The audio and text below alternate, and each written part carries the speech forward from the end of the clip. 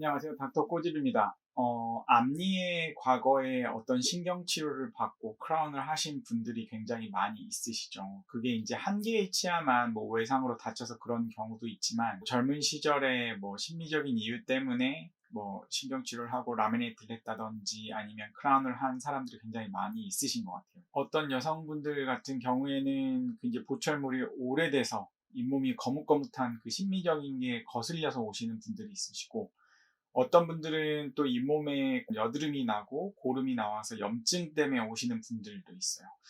근데 이제 어떤 분들 같은 경우에는 이미 다른 병원에서 할 거를 모두 다 하고 났음에도 불구하고 문제가 해결이 되지 않아서 정말 절망적인 상황에서 오시는 분들도 있으시거든요. 이 환자분 같은 경우에도 이제 다른 병원에서 신경치료도 해보고 재신경치료도 해보고 심지어 치근단 절제술도 했고 그 수술을 또 재수술까지도 했는데도 불구하고 해결이 안 되신 분이에요. 그래서 이거를 뽑고 임플란트를 해야 되나 혹시라도 살릴 수 있는지를 보기 위해서 저희 병원에 오신 분이신데 앞니 때문에 고생하시는 분들은 아마 도움이 되실 거예요. 한번 꼬집어 보도록 하겠습니다. 10년 전에 앞니에 치근단 절제술을 받았었는데 1년 전에 재수술까지 했는데도 불구하고 염증이 재발이 됐어요. 다니던 치과에서는 손을 쓸 수 없다고 발치를 해야 된다고 했어요 라고 이제 어떤 분이 찾아오셨어요. 이제 이 환자분 같은 경우에는 5개의 앞니가 크라운이 되어 있죠. 그리고 이 중간의 치아는 이제 뭐 어렸을 때 다쳤던지 어떤 이유 때문에 발치를 하셨고 이렇게 5개의 치아가 크라운이 되어 있는 상태였어요. 문제가 되는 치아는 이제 이 치아죠. 이 치아가 뿌리 끝이 뭔가 이렇게 잘려 있죠. 근데 염증이 이 옆 치아에도 있는 상태였고 이 옆에 있는 치아 같은 경우에는 신경치료가 조금 짧은 느낌이 있음에도 불구하고 특별히 염증이 있거나 그런 상태는 아니었어요. 근데 이제 여기가 계속해서 이제 염증이 남아있고 약 먹어도 나아지지도 않고 쓸 때까지 쓰는 방법밖에 없다고 다른 병원에서 했는데 환자분은 입안에 이제 염증이 계속 있는 게 아무래도 찝찝하죠. 그리고 이대로 내버려 두면 안 될 것 같다는 생각이 들어서 이제 저희 병원에 오신 건데 미세 현미경이라는 게 우리나라에 도입된 지 그렇게 오래되지도 않았고 이거를 자유자재로 다룰 수 있는 보존과 전문의라는 게 생긴 것도 얼마 되지 않았기 때문에 물론 이제 보존과 전문의가 아니어도 실제 미세 현미경을 굉장히 잘 다루시고 이런 수술에 능숙하신 선생님이 있어요. 근데 이제 치근단 절제술이라는 거에 대해서 제가 과거에도 영상을 많이 올려드렸는데 이 치근단 절제술이라는 게 말 그대로 위에서부터 하는 신경치료로 해결이 안 되는 경우에 뿌리끝을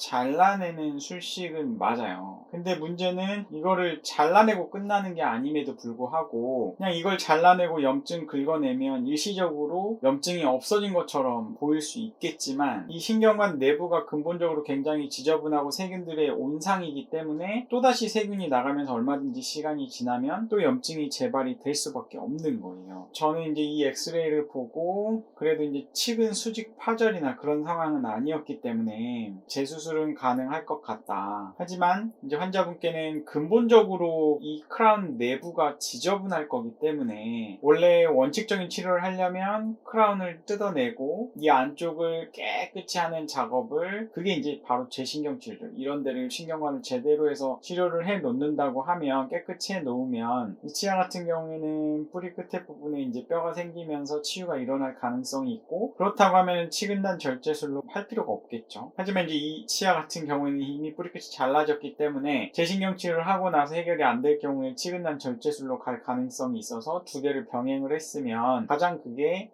원칙적이고 완벽한 치료다. 왜냐면 치아의 내부도 깨끗이 하는 거고 이 바깥쪽의 염증을 제거하고 틀어막는 시술까지 하는 거기 때문에 그것만큼 확실한 치료는 없다고 하셨는데 환자분은 이제 여기 크라운을 하신 지가 1년 정도밖에 안 되셨대요. 그래서 다시 뭔가 비용을 들이기에는 너무 부담스러워 하셔서 그냥 수술로 바로 하기로 했어요. 그러니까 내부는 지저분한 리스크가 있지만 그냥 치근단 절제술을 좀 하고 싶다고 하셔가지고 일단 잇몸을 이런 식으로 절개를 했기 때문에 크라운 경계 부위 이게 이제 유지가 될 거예요. 그리고 이런 식으로 이제 뼈가 녹아있는 걸 볼 수가 있고 그래서 잇몸을 절제를 하고 잇몸뼈도 일부 삭제를 하고 염증을 제거를 하고 뿌리끝도 살짝 잘라서 이제 메틸렌 블루 염색을 해본 거예요. 그리고 이 치아 과거에 치근단 수술을 받았었고 재수술까지 받았다고 하셨잖아요. 재수술할 때 분명히 역충전까지 했다고 했었거든요. 일단은 크랙은 없었어요. 치아 뿌리 끝에 뭔가 금이가 있는 소견은 없었지만 이 신경관 여기를 보시면 이 재료가 여기는 어떤 재료가 들어가 있는데 여기는 또 다른 재료가 있죠. 그러니까 불완전한 치료가 됐다는 거예요. 한마디로 이제 끝에서 뭔가가 세균이 나오지 않게 꽉 틀어막는 작업을 해야 되는데 피가 철철철철 나는 상황에서 여기를 갖다가 치료를 해야 되는데 여기가 이제 이런 식으로 불완전하게 과거에 치료됐던 어떤 재료가 남아있고 이런 틈새들을 남겨놓은 상태에서 아무리 역충전을 뭐 MTA를 써봤자 다시 눈에 보이지 않는 세균에 의해서 감염은 일어날 수밖에 없는 거예요. 그러면 이게 어떻게 저희는 이렇게 볼 수가 있느냐? 미세현미경이 있기 때문이에요.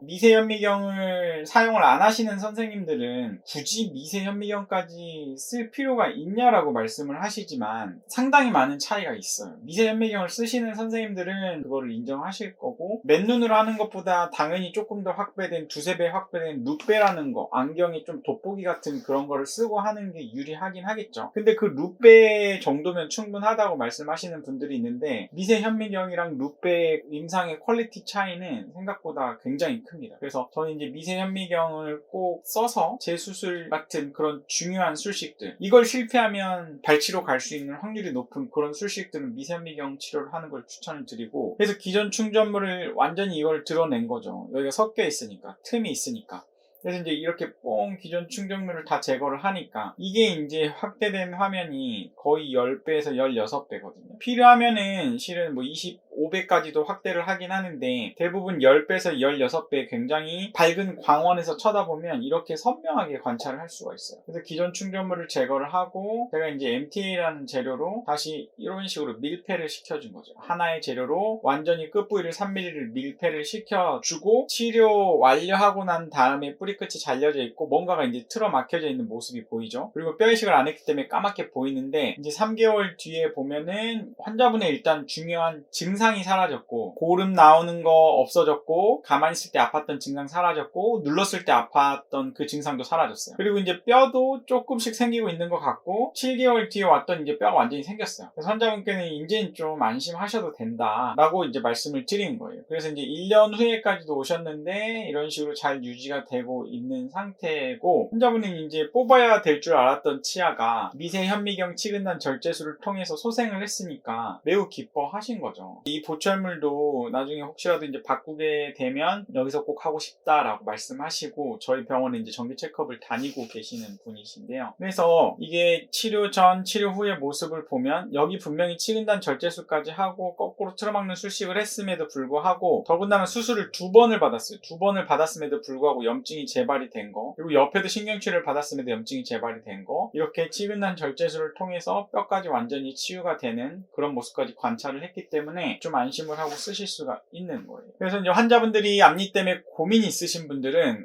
제대로 치료를 받으셔야 되세요. 특히 재치료 앞니를 다시 치료하시는 분들은 물론 첫 치료부터 잘 받으면 제일 중요하지만 재치료 잘못 받으시면 정말 답이 없는 경우들이 있고 결국 발치로 가는 경우들이 많기 때문에 잘 찾으시면 분명히 잘 하시는 선생님이 주변에 많으시거든요. 그래서 잘 찾으셔서 좋은 치료 받으시기를 바라겠습니다.